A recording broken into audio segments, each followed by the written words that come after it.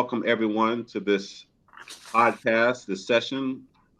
This session, of course, is hosted by AMMEA, Advocates for Music and Music Education Association, where our mission is to cultivate, support, and enhance music and music education in the state of South Carolina through fostering academic partnerships, professional learning opportunities, and resources for classrooms.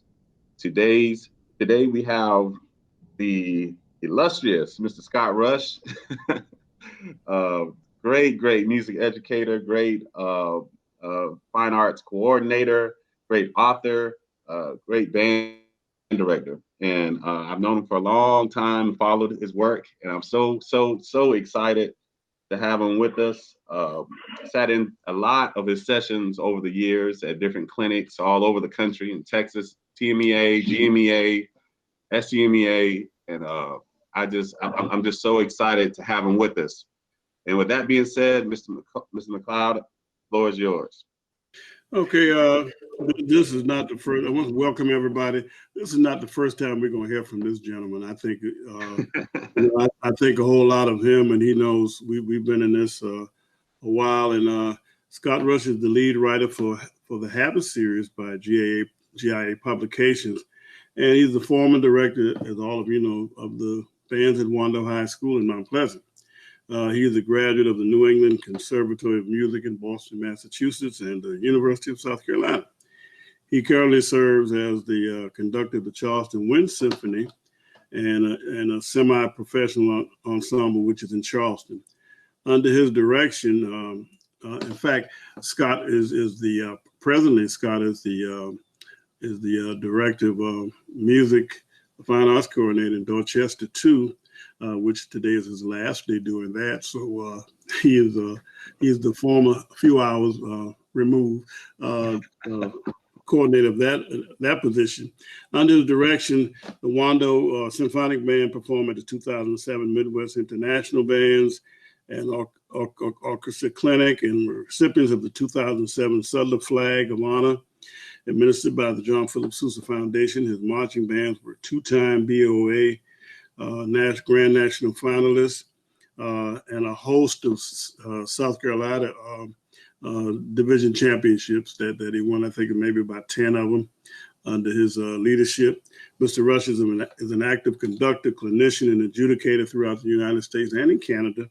And he is the author and co-author of 12 highly touted books, habits, some that would include Habits of a Successful Band Director, Habits of a Successful Musician, just good habits that you need to have.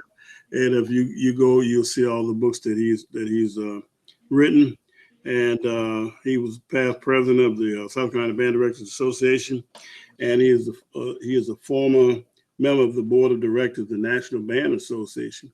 In 2010, Mr. Rush was elected into the prestigious American Bandmasters Association, and in 2011 was awarded the Band World Legion of Honor, a distinct honor.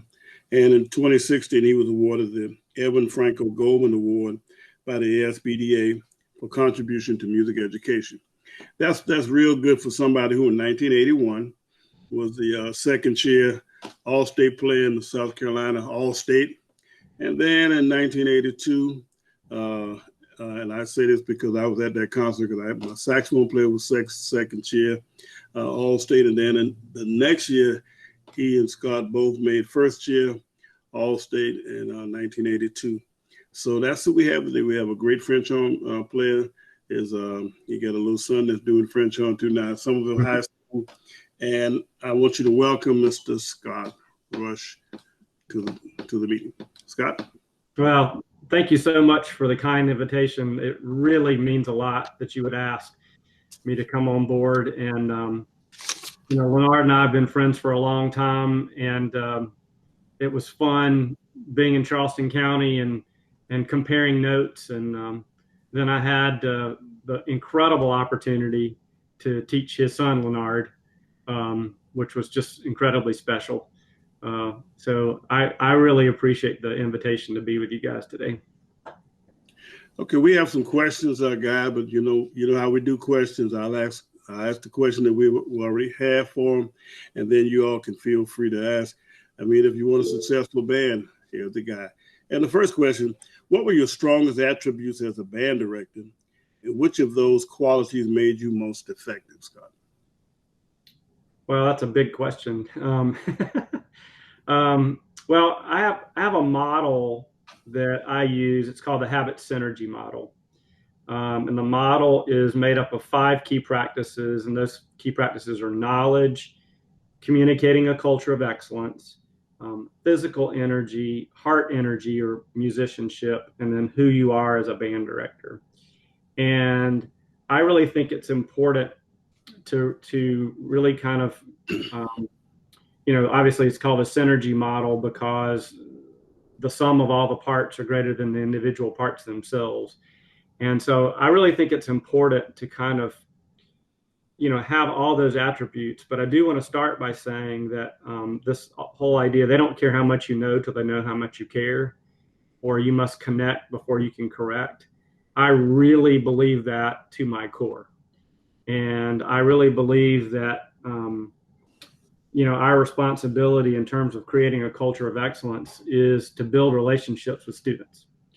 And even though the music making was quite high at Wando, and I think that was something that drew people to the program, I also think that we tried to develop relationships with young people. And I'll just give you one example. So every Wednesday afternoon at 4 o'clock, I would do these things called freshman interviews.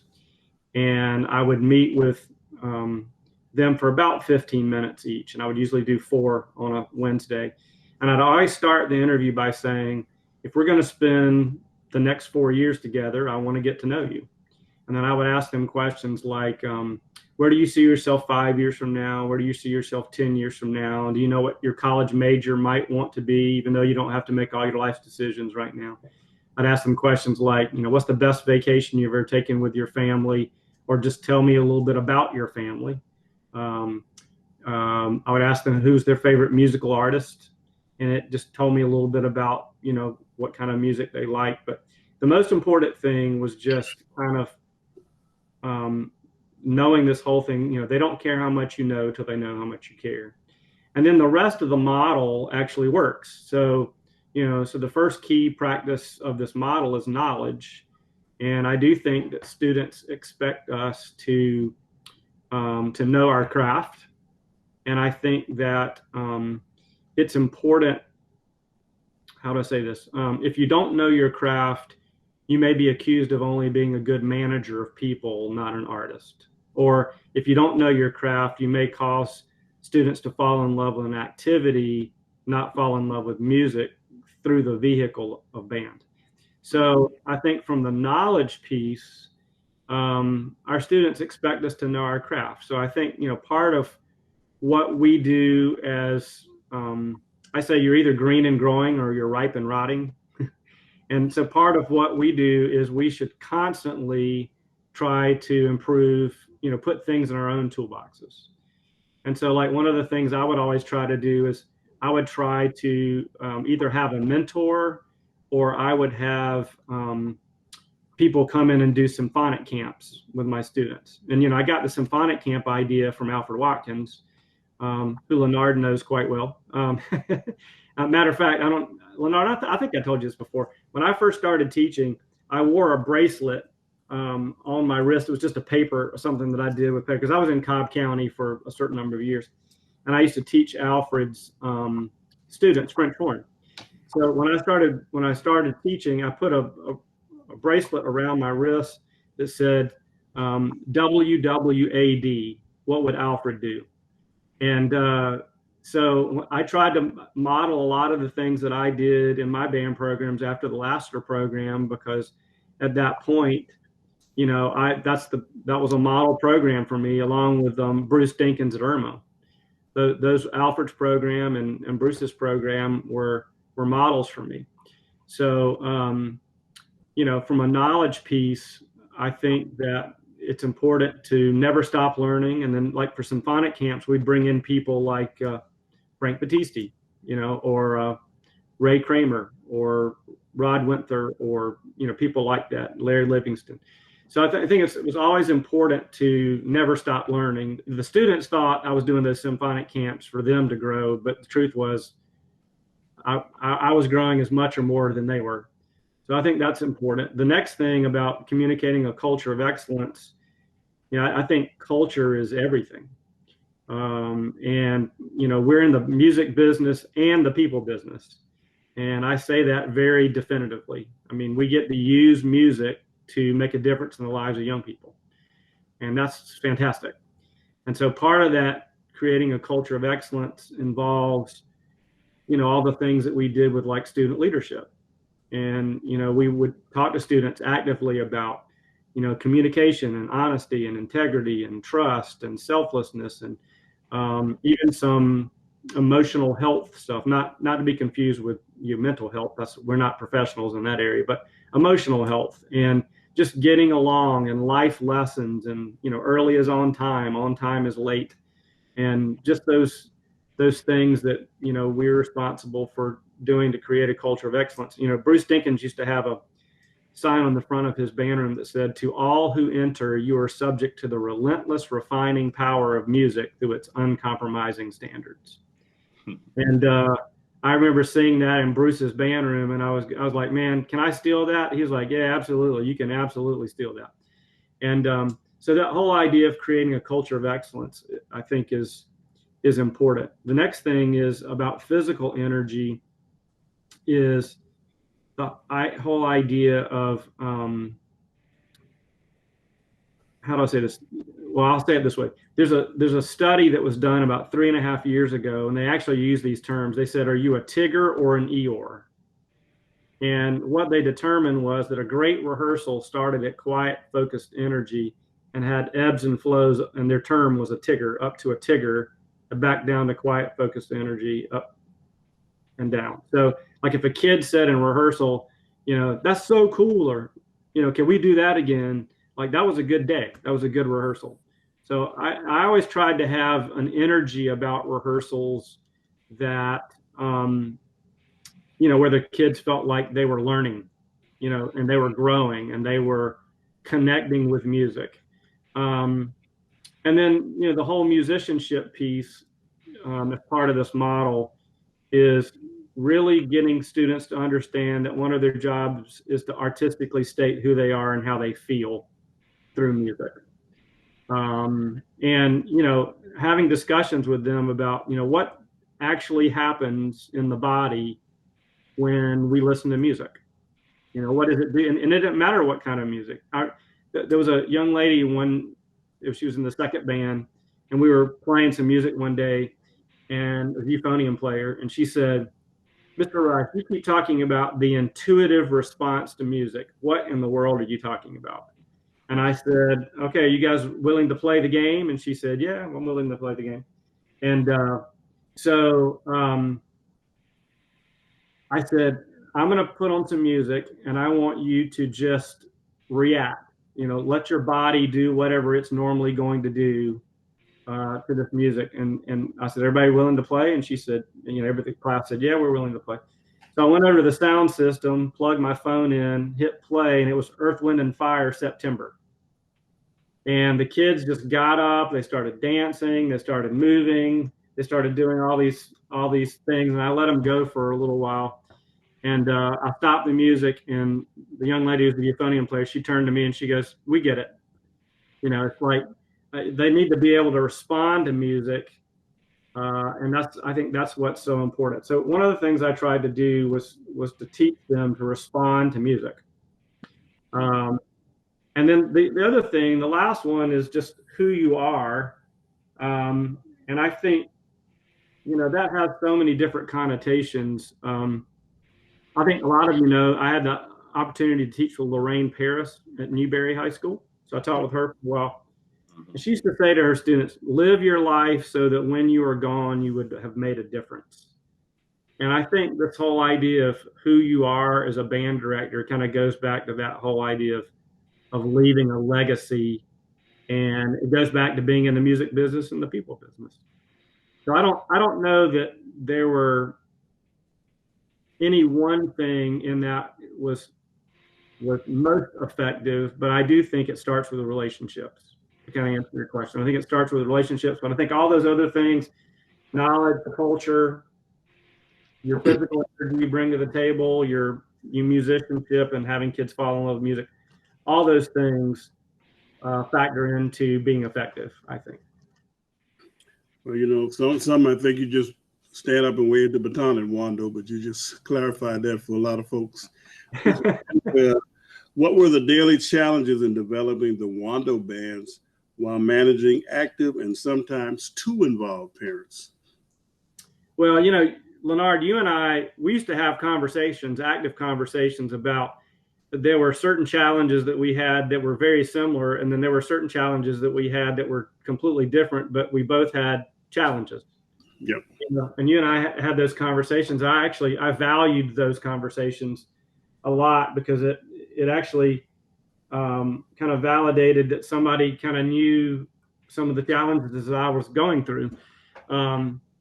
You know, from a parent perspective, there were certainly times that we had to clearly define and articulate what decisions were band director decisions. You know, we had to say, you know, you're crossing a line that's, you know, I have the degree on the wall, you're crossing a line, and that's a band director decision. And we actually also had to have buy-in from the booster board, where we actually started having these little training sessions when we had a new booster board come on, you know, when they came on for the beginning of the fiscal year. We would actually have a little retreat, and we would actually have discussions where we would say, okay, here are decisions that are band director decisions. Here are decisions that are booster club president decisions. Here are decisions that are treasurer decisions. But we had to define some of those things because there were some times when that got to be a challenge. I will also tell you that there was one particular year where I learned my lesson. So we used to have booster board meetings on Monday evenings, and that included during marching season. And so one year I decided that during marching season, that in the past I would actually leave rehearsal and go to the booster meetings and allow, you know, the other folks like Laney to run rehearsal. And so one year I decided, well, I wasn't going to do that during marching season. So the booster club meetings that happened at the beginning of the year, I just decided not to go to, meaning the booster board. And it was a huge mistake because they started making decisions that were clearly band director decisions, and they weren't things that I would have, you know, a direction that I would have gone. So I learned that decision. I mean, I learned that that was a bad decision. So if they were meeting, and so we also put some protocols in place about how we communicate. You know, like when we send out emails as a booster club or as a booster board, you know, who needs to get copied on those kinds of things. The other thing that was a real challenge was there was a high expectation that the quality level continue to rise. I remember in 2007, after we played at Midwest, Alfred just kind of funny, he looked at me and goes, "Now what you going to do?" And it was like, it was kind of like, you know, they're just going to keep ratcheting it up for you. So the challenge, how do you make it, you know, better next year and bigger next year? And, you know, they had an expectation for a world-class experience for their child. You know, there were some challenges with that. The good part about that is, though, that because they had these expectations, they were also involved. And so if you could redirect the involvement, then that was a positive thing. Because I always found that, you know, it was harder when you had no involvement from parents.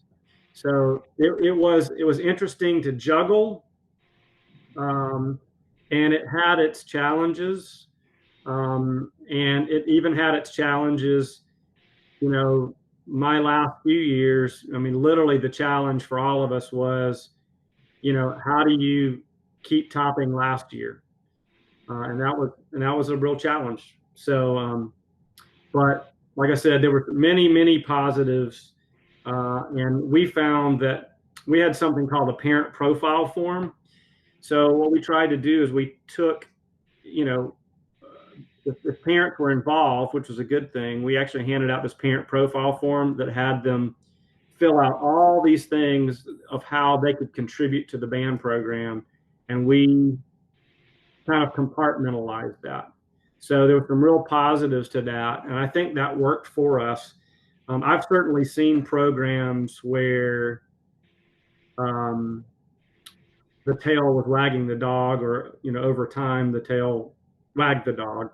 And so I thought we did a pretty good job at Wando of balancing all those things.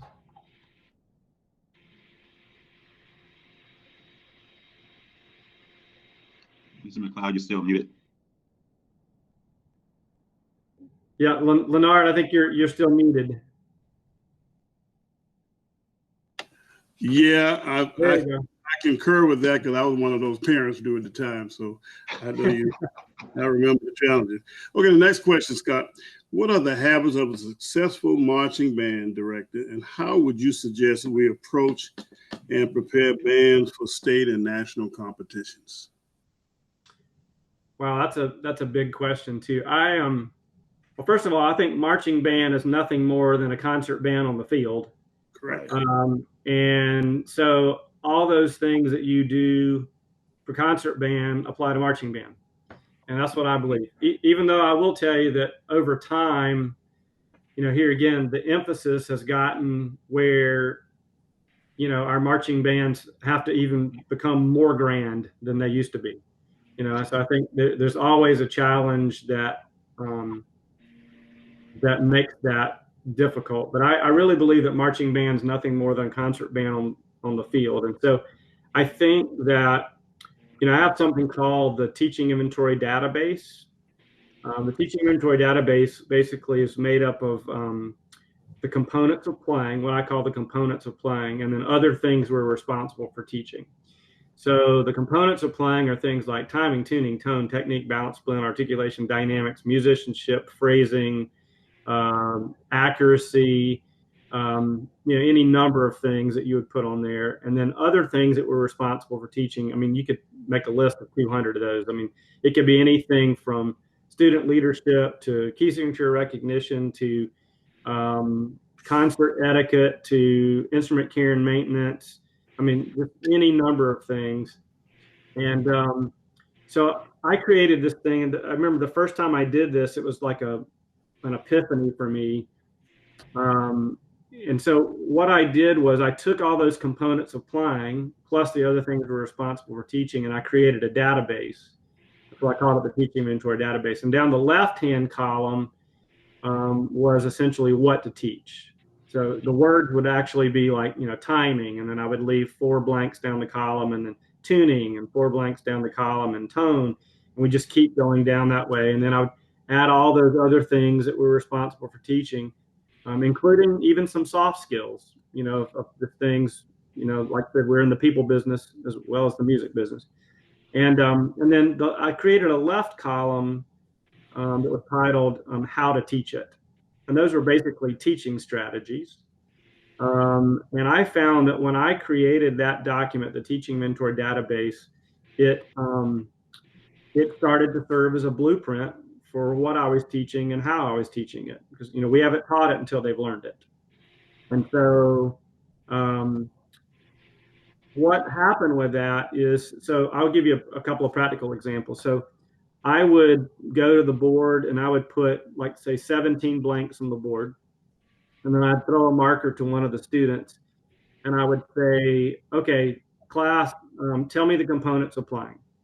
And so they would start, you know, saying all those things, you know, phrasing, musicianship, accuracy, timing, tuning, tone, technique, balance, blend. They would say all those things. They would make their list. And then I would actually point to the word on the board and I would ask them this question: how did we teach it, or how did you learn it? And it was a mirror for me to be able to say, so like we might get to one of the words and I might point to it and it may be like crickets, you know, and if it was crickets, then I would go, well, then we didn't teach it, because if they don't know how they learned it, then if we haven't taught it, they haven't learned it. But every once in a while, so let's say that the word was phrasing, which is kind of a lofty concept. So let's say the component was phrasing. And I said, how do we teach it, or how did you learn it? And they said nothing. Well, I might turn around and go, now guys, just about every time we play a chorale, we talk about playing to and away from an arrival point in the phrase. And then they would go, oh yeah, you're right. We do talk about playing to and away from arrival points and phrases. Or, I might say to them, we always talk about, dynamic shape in a phrase. And they would go, oh yeah, we do talk about dynamic shape in phrasing. So the other thing I did with the components of playing was, so let's say that we were working on a passage from letter A to letter C. What I would do, and the most you could do was 4 of these at a time, because otherwise it would be student overload. But so let's say the first time we played from letter A to letter C, I said, okay, this time let's just work on dynamics. And we'll go through and we just work on dynamics. And, dynamics is not just what's on the page, it's what's not on the page, right? So then you can start really talking about, who has the melody and, prioritization of line and all that kind of stuff could happen with it. So the first time we go through and we just do dynamic. And then the next time through, we might just talk about just articulations. And then the third time through, we may talk about phrase shape and, playing to the top of the phrase. And then the fourth time through, we might say, all right, let's do a simultaneous performance of all those things together. Because why that was so important is just like if we do the components of playing and we put it on the board, and we might do it during fundamentals time, that's all well and good, but they have to transfer it into the music they're playing. Because if you don't have transfer, you might as well not do fundamentals time, because that's the whole point of fundamentals time, is to put tools in their toolboxes so that they can pull them out and perform any piece of music that you give them. So the whole idea was that if we could put enough tools in their toolboxes and they knew how to utilize the components of playing, number one, when they're practicing at home, they won't need us.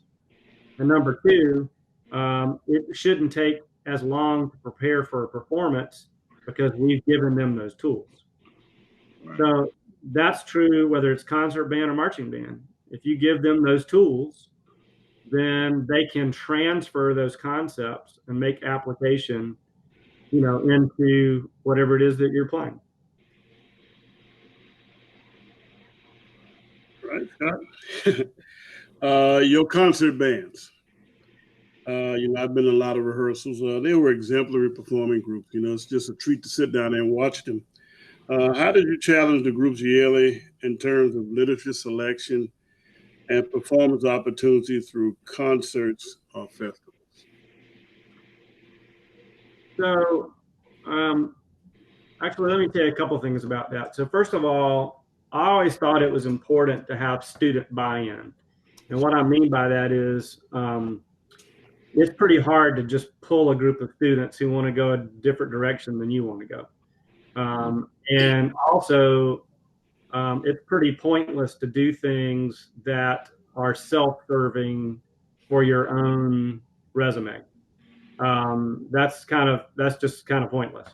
What I do believe, though, is that we have a responsibility to train students to have buy-in on their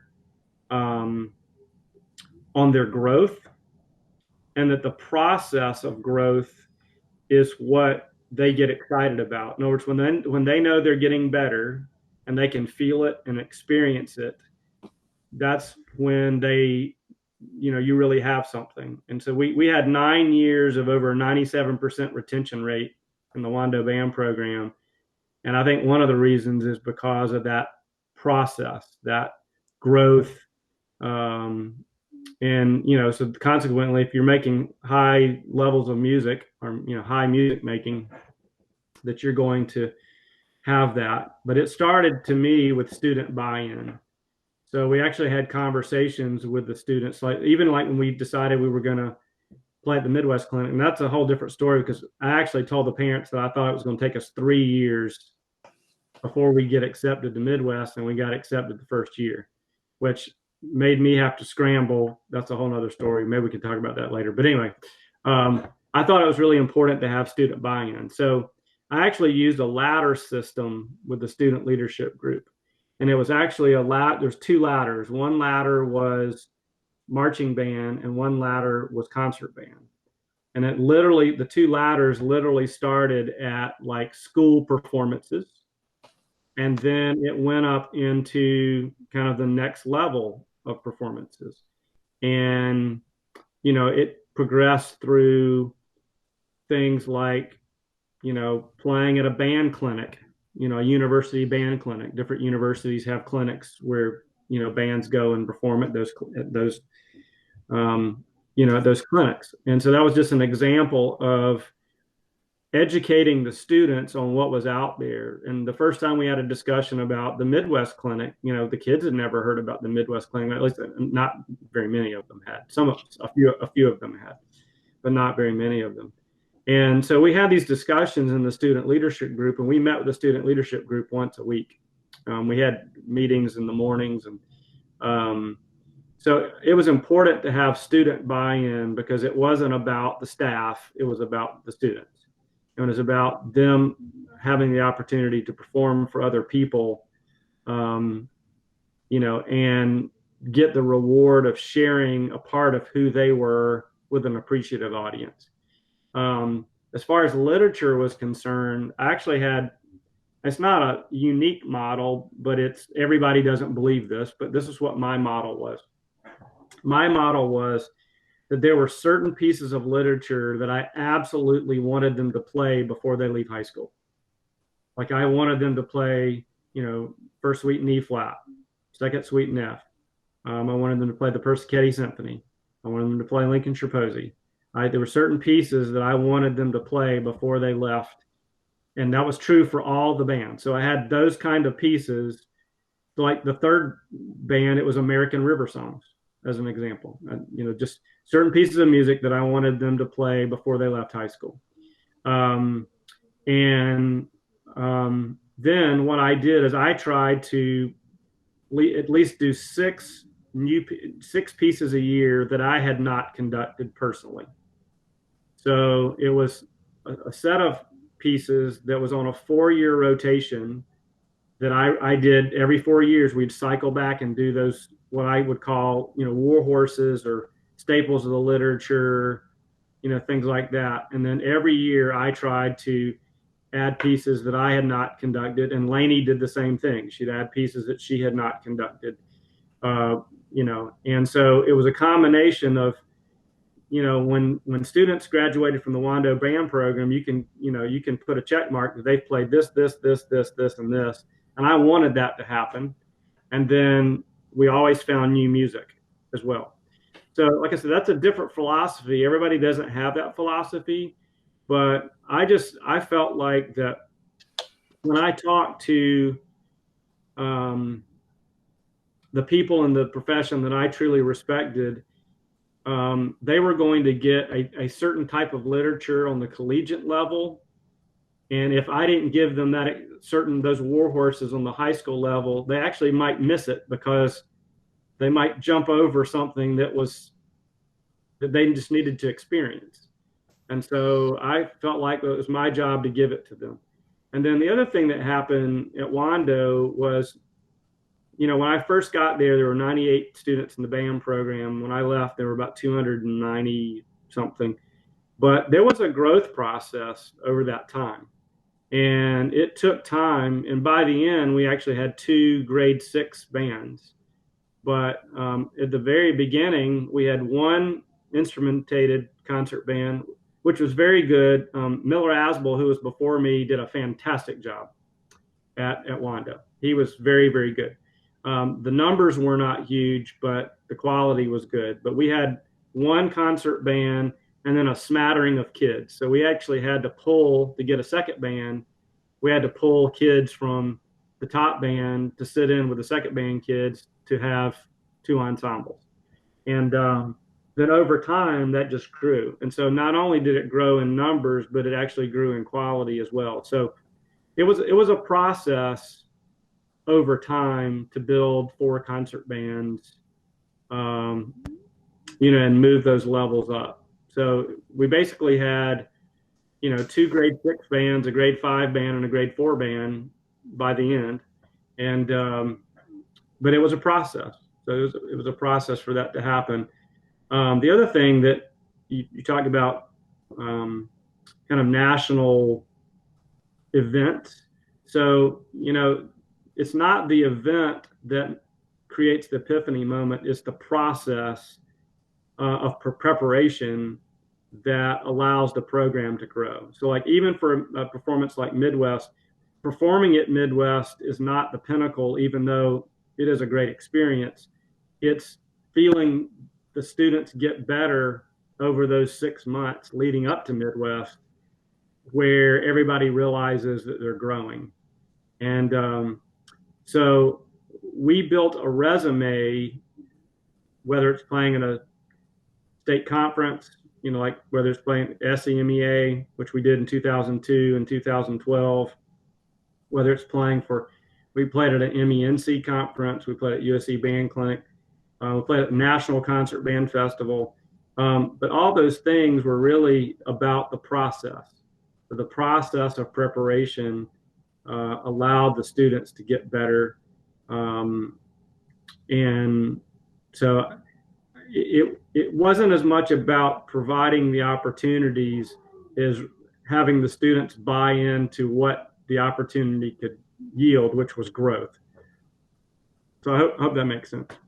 Yeah, and I never got a chance to thank you for that experience when you prepared the band for Midwest, but we had to pay for that. But I paid $17,000 to go to Midwest, and it probably came up to about 20 with me and my wife going. And let me tell you why it cost that much.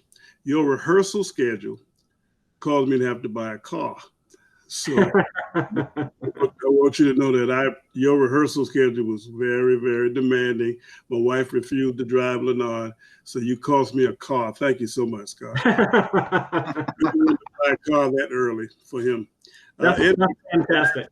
The last question we have is, having had such an illustrious career as a director, which of your bands stood out, if any, in terms of musicianship, dedication, and character, and why?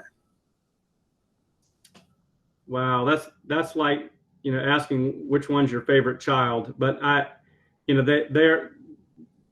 every experience is rewarding, and anytime you get a chance to collaborate with young people and make those light bulbs go on, see their eyes shine, there's no downside to that. I loved every second that I was in the band room. So I don't know that I can really pick, but here's what I can tell you. There are a couple of things I can tell you. The 2007 group that played at Midwest was very special for a couple of reasons. One was that, as I told you earlier, I really thought it was going to be a 3-year process. And when we got accepted the first year, we sent in a recording. I had a very young trumpet section and a very young tuba section. And so they didn't have much choice but to just, figure out, those two young sections, to figure out how to buckle down and, mature as quickly as they could, I guess you would say. And we had a moment actually during the preparation process. So, well, I guess everybody knows when you play at Midwest, you have to play a grade 1, grade 2, grade 3, grade 4, grade 5, grade 6, and half the music has to be new music. And they had a moment, we were playing kind of the grade 2, pretty slow, pretty piece, and they were being very dutiful, what I would call dutiful. They were playing everything that was on the page, but nothing more. And so we actually stopped and we did a little improvisation game. Matter of fact, Linard, Junior participated in this little improvisation game, and we started the piece over again And we just had one of those moments. Like, I literally got off the podium, stopped conducting, went and sat on a table, and the kids were playing without me conducting. They were playing this slow, beautiful piece of music, and they were pushing and pulling and stretching and just being musical. And I just remember thinking, like, sitting there on that table, listening to them play, thinking, this is amazing that young people, get this, that they understand this part of it. So I really felt like that the 2007 group that played at Midwest, they really were trying to, because I asked them that question. I said, you know what this means, right? And matter of fact, one of the flute players, you can always count on the flute players for the right answer. One of the flute players said, it means that we need, for every piece of music that we're playing for Midwest, that we need to express ourselves that way to the audience. That we need to express something. We need to give a part of who we are to the audience. And I said, exactly. And so I really feel like from that point forward, that group did that. And so that was very meaningful. The 2012 group that played at the state convention was also a group that I felt like just I said there was a lot of pressure after 2007 to just keep raising the bar. And I think that group really had an understanding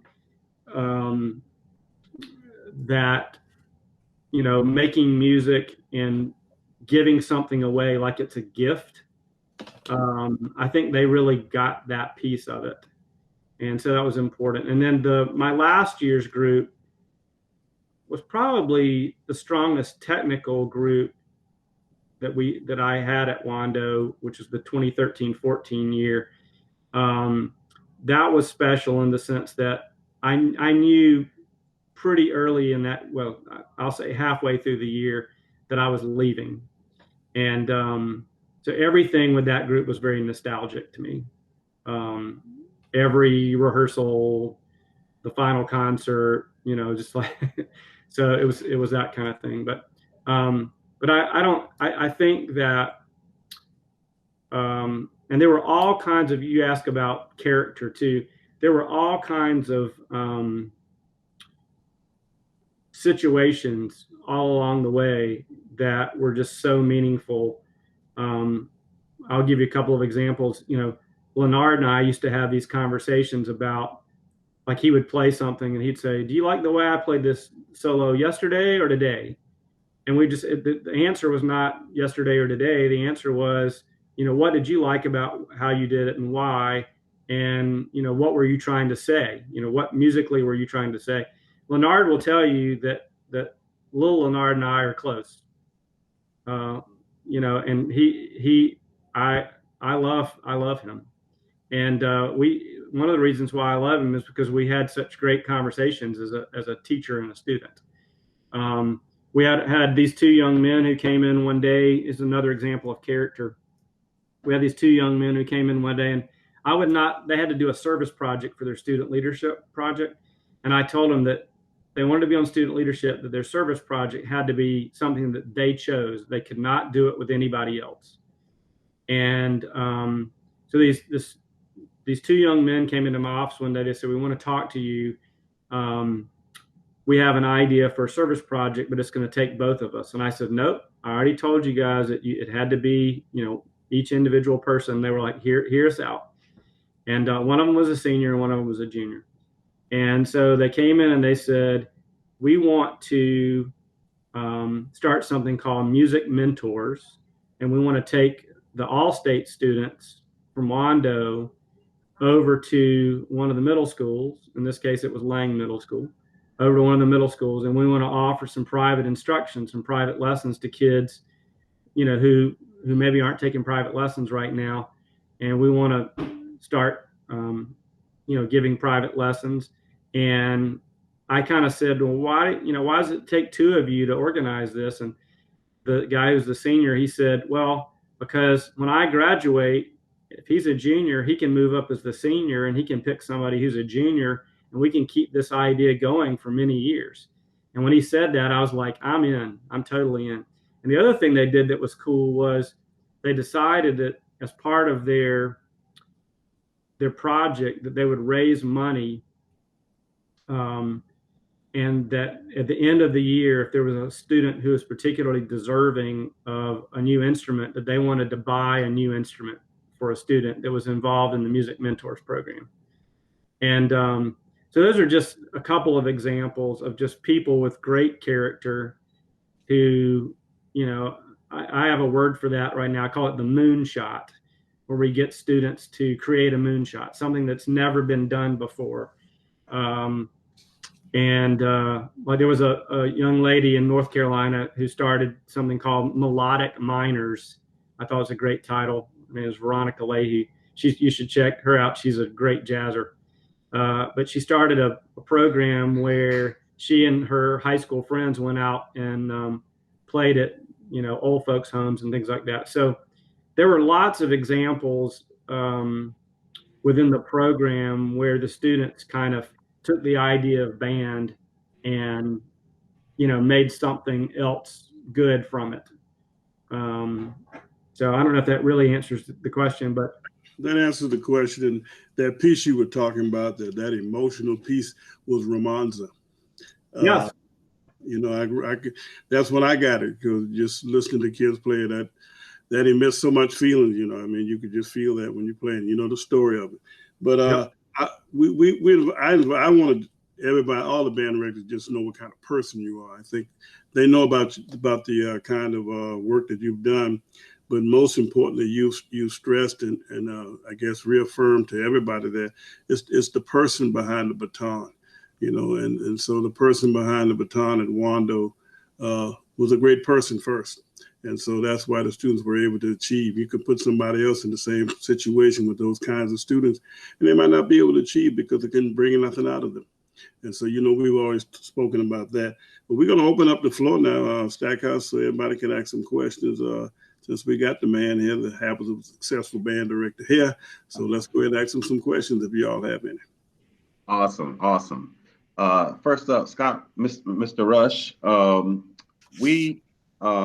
a good friend of mine, Adrian Wright, we got a chance to, early on in our career, I think I was just maybe 4 or 5 years in, and he might have been about 6, 7 years in, but we got a chance to come down and visit you for a day and sit in, and I took away a lot from that experience, but one of the major things I took away was really the importance of providing or facilitating private lessons for your students if you're able to.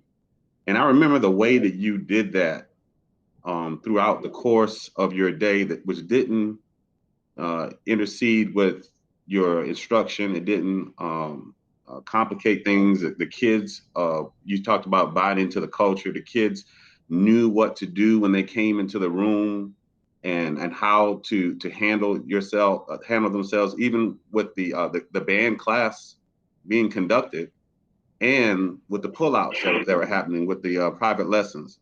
Could you talk about that a little bit, and how you implemented that in your program for so that the directors can see that there are ways to do this and to do it successfully? Well, I will tell you there are a couple of things with that. First of all, I talked just a second ago about the Music Mentors program, and it was really cool that the high school kids went down to the middle schools and started some of the younger kids in private lessons, and they were given those lessons for free. And because what it did is it actually established a precedent for the younger kids coming into the program, that private lessons was just part of what you talk about. And I also had a situation one time. This was early on when I was at Wando, and this wasn't happening at that point, but I had a parent who stood up who had a son and a daughter in the band program, and both her son and her daughter were taking private lessons. And she said something like, she said, I like to say something to all the parents. And, when a parent stands up to say, I want to say something to all the parents, you just hold your breath because you don't know what's getting ready to come out of their mouth. But she said, I want to say something to all the parents. She said, in this program, the best thing you can do for your child is private lessons. And, keeping in mind that every child can't afford private lessons. And so what we tried to do was we tried to do a couple of things. First of all, we got permission to allow, I went to Linda Davis, who was an associate superintendent in our school district, and I got permission for us to have private teachers come into the building during the school day and offer lessons if students could not do it after school. In other words, if their parents, if there was a transportation issue or any other issue, that the student could be pulled out of band class to take their private lessons. And so, we had a few practice rooms that we could use. We didn't have a ton of them. We had a few practice rooms that we could use. And so we tried to do that, and having the administration agree to allow that to happen was really, really important. But the other thing that was kind of interesting was this. So I had a system every year at the beginning of the school year where I put the instrument name across the top. So it would say flute, and then it would have the student's name, and then it would ask, do you take private lessons? And then it would say, yes or no. And then if no, if you do not take private lessons, would you like for us to help find you a private teacher? And I passed those sheets out, and I always pass them out to the top band first, because more students in the top band were taking private lessons. And then I would give them to the younger bands, and the younger kids would see those sheets where the older kids had filled out that they had taken private lessons. And the younger kids went, oh, well, if such and such is taking private lessons, maybe I should be taking private lessons. And then the other challenge that we had was, obviously every child couldn't afford private lessons. So we had some things in place. We had some hardship money set aside. We also had some people who actually donated money to the program. I call them angels, who donated money to the program. If there was a child who just really, wanted to take private lessons more than anything else, but they couldn't afford it, we would help, on some level. And then we had a couple of kids who couldn't afford it, but they might take 4 private lessons a year or 5 private lessons a year. And anything that we could do to facilitate that, we tried to do that. But like I said, the good thing was we not only did we have the ability for them to be pulled out during the school day out of their band class, but we also had after school private lessons happening as well. Ernest, did that answer your question? Yes, sir. Yes, sir. Thank you. Mm-hmm. You mentioned your list of war horses, and the selections that you really just kept rotating, and they were the standards for the profession. And if I wanted to get a list of war horses for my own program, what would be 5 selections to start with? Oh, that's a really good question. So, I'm going to answer your question, but let me also tell you this. Part of that rotation included, a march.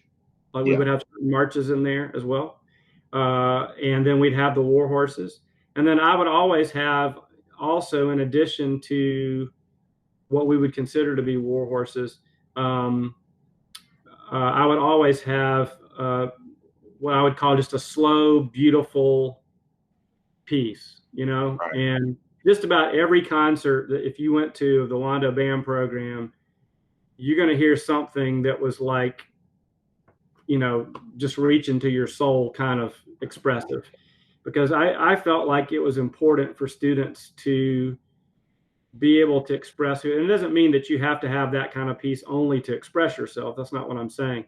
But they needed to have enough of a musical journey, through the pacing of concert selections, especially through the pacing of music, to experience all those emotions. Right. So you said 5 pieces of music, and 5 pieces of music for me would be, one of them will probably surprise you, but would be first suite in E flat, second suite in F, the Persichetti Symphony for band, Lincolnshire Posy. Actually, I'm gonna give you 6. The Persichetti Divertimento, and Armenian Dances Part 1.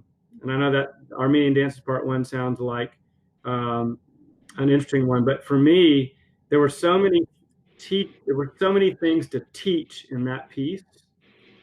It was a great teaching piece. The Persichetti Divertimento, I actually like the Divertimento better than I like the symphony, even though I love the second movement of the symphony, the Persichetti Symphony for band. You know, and obviously there's so many other pieces that, matter of fact, if you'll send me an email, I'll actually send you the rotation of pieces that we did at Wando. Oh, wow. Done. All right. So, send me an email. I'll show you how we broke it down. You'll see the marches, and then you'll see kind of the pieces that we tried to have on a regular basis. I mean, like, for instance, the second band, we'd always do Marriage to Figaro Overture. Who did that transcription? Guy that used to teach at University of North Carolina a long time ago. I can't remember. Anyway, there were just certain pieces, like, you know, we just played with. We had certain pieces for the top band, certain pieces for the second band, and you know, so yeah. So my email address is srush0, the number 0 at yahoo.com, and anybody who wants that list, I'll be glad to send it to you. Awesome. All right, we're not going to take up too much of your time, but we have at least just a couple more questions. When you're in your preparation for concert assessment, I guess, how would you approach preparing the top band, and how would you approach preparing the lowest band? So that's an interesting question. So we didn't teach them differently, but we taught the younger band slower, if that makes sense. Yeah. So we would go much slower with the younger bands. We would have the same expectations for the younger bands, but we knew it just may take them a little longer to get it. Right. So we had to teach a little harder on the younger bands. Like we had to roll up our sleeves and maybe come up with 5 different ways to teach something where, you know, we might only have to use 2 teaching strategies for the top band. They'd get it, and it'd be like, you know, they'd make it sound easy. And the fourth band, you know, we may have to just go slower. We just may have to go, you know, as slow as, like, they had more to do with dictating the pace than anything else. Although I will tell you this, and this is something I'm really proud of, not to just throw it out there, but because of the way we taught and the fact that Lainey Radicke, if you don't know Lainey, like, if you don't know her teaching, she's a rock star. She's fantastic. And she had really good buy-in on this. But my last 2 years at Wando, we had students make the all-state band from all 4 concert bands. Wow. The last 2 years, I mean, it was only one person from the 4th band. But the last 2 years I was there, we had kids make all-state from all 4 concert bands. I say that to simply say, that's not just to throw that out to say, you know, some accolade.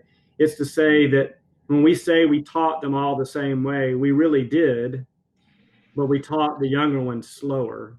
Mm-hmm. And then what ended up happening is, you know, we had one kid in the 4th band who might, you know, maybe the light bulb didn't go on in middle school, but when they were, you know, given the information in high school, they just, you know, it's like we dangled a carrot and they reached up and grabbed it, kind of thing. Right. So I don't know if that really answers your question, but I think we made a really concerted effort. And it was kind of interesting because the first year we did, or actually it was the 3rd band when it originally started, we had a class called Chamber Winds, and it was for people who were struggling, who really needed some individual attention. Our first Chamber Winds class had 4 students in it. And one of those students, Jarrell Lee, ended up being drum major and first chair in the top band. And another one of those students ended up majoring in composition in college. And they both started in Chamber Winds, and there was 4 people in that class. And so, like I said, we taught them all the same, but some people, it just takes them a little while for the light bulb to go on. And when they were given the information, then, which brings up another point. I really think it's important that you communicate a couple of things to students. Number one, I care about you, I love you. You know, they don't care what you know, they know what you care. Number two, that I believe that you will be successful. Like, look at my face. I believe you will be successful. And it doesn't matter what level they are. You know, our job is to help them find their gold on the inside. And then the third thing is to create an environment that's full of like creativity and wonderment and musicianship, like a lab for music making. And even in the fourth band, if you can create a lab for music making and look at them in the face and say, I believe you're going to be successful. I believe in you. I'm going to help you find your gold. And then tell them that you care about them. I think that's the formula. Now your kids are coming from a pretty strong middle school program. So were they coming in able to read at that grade 4 level? We were very fortunate that most of the students who came in were coming in very strong. Mm-hmm. Not all of them. And we definitely had a certain percentage of the students who came in that were definitely behind the other students. Right. But you are right in the sense that, you know, they're literally high school programs where high school band directors are inheriting students sometimes, and they feel like to some extent they're kind of starting from scratch, you know, right, and to rebuild them. We were very fortunate that a good solid percentage of the students who came in, you know, I believe strongly that you're only as good as your feeders. right. And so we were very fortunate that a good solid number of them came in very equipped, and we could just take them where they were and go with it. Absolutely. All right. Final question. I guess in recent years, a lot has changed with the marching band or the field band. And I think you alluded to this a little earlier, but it's more of a production now than in years past with narration and electrical equipment and mixer boards and all kinds of props. And well, I guess my question is, you have been teaching long enough to have gone from the way it was to the way it is now. And how did you navigate that change? Wow, that's a really loaded question for me. So let me say this. I'm even scooting up in my chair to answer this question. So there was, for marching band, there was only a certain place where I was willing to go. And I don't want that to sound wrong, but music was always the driving force. And I sometimes we would have conversations as a staff, and the staff just knew where I stood on certain things, and you know, that's just where I was. That doesn't mean that I was right. That just meant that that's where I was willing to go with it. So, you know, like I told our folks that, you know, they were wanting to go to Grand Nationals, and I said, well, we need to have a certain amount of success on the state and regional level before we decide to do Grand Nationals. And there was all kinds of reasons for that, including money and, you know, what you would have to invest in a show. So I was only willing to go so far in that pursuit. But here's what I do think. I do think that the whole idea of effect and creating like a full show, as you said, like a total production with a lot of, so, you know, effect is driving the game now. Like the end game is being driven by effect. I think, in my opinion, as long as the director through the students keeps it all in perspective, you know, about first of all, community and caring for one another, the family, the culture, the excellence. You know, as long as all that is intact, I think the rest of it will kind of take care of itself. I do think that there's always going to be a natural evolution, and I believe that our job is, to a certain extent, is to keep up with that evolution. And as long as it can be done in a healthy manner, I think that's fine. you know, I'll also say, kind of, related to that, and this, and this is just a statement from me. Bobby and Laney have done a fantastic job at Wando, just an amazing job at Wando. And I think that, they took kind of where, when I left, where the program was, and they've taken it to a new level, to the marching band to a new level. And I've been amazed at what they've done with the marching band. So, I think that the evolution of marching band,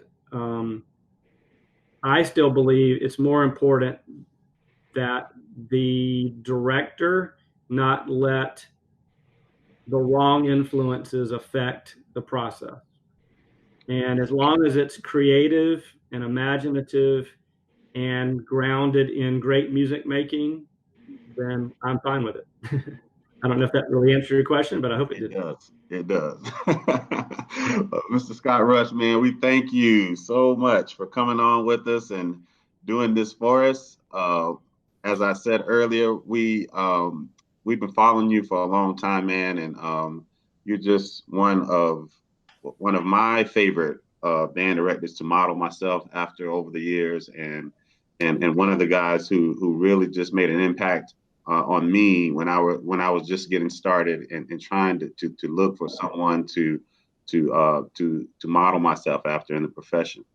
So I just want to thank you personally, and I want to thank you for your career. I know this is your last day, and this is kind of great that we caught you on your last day. But thank you for just being who you are, and thank you for your contribution to the profession in South Carolina. That means so much to me. And if there's anything I can do for any of you guys, don't ever hesitate to reach out. And my new job is really going to allow me to really devote more time to helping individuals. And so anything I can do for you guys, don't ever hesitate to reach out. Awesome. Well, this has been a presentation by AMMEA, which is the Advocates for Music and Music Education Association. Our mission is to cultivate, support, and enhance music and music education in the state of South Carolina through fostering academic partnerships, professional learning opportunities, and resources for classroom. Mr. Scott Rush, you contribute to this effort in a great way today, and we thank you, sir. We thank all of you for logging on. And Mr. McCloud, is there anything you'd like to add? Hey, guys, would you unmute yourselves, and let's give Scott a big round of applause. Absolutely. It's been fun. Absolutely. I'm honored that you asked me to be on with you guys. Thank you so much. Thank you.